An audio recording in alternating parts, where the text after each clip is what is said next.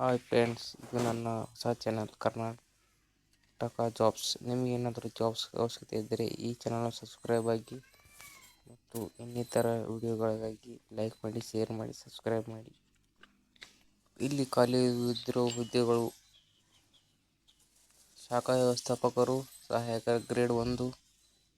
ಒಟ್ಟು 70 ಹುದ್ದೆಗಳು ಖಾಲಿ ಇರುವಂತಹ ಪೋಸ್ಟ್ ಇದು. ಅಟೆಂಡರ್ 2.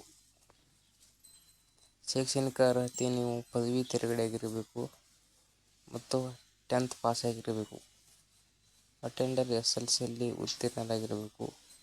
ಒಳ್ಳೆಯ ಮಾರ್ಕ್ಸ್ಗಳನ್ನು ಗಳಿಸಿರಬೇಕು.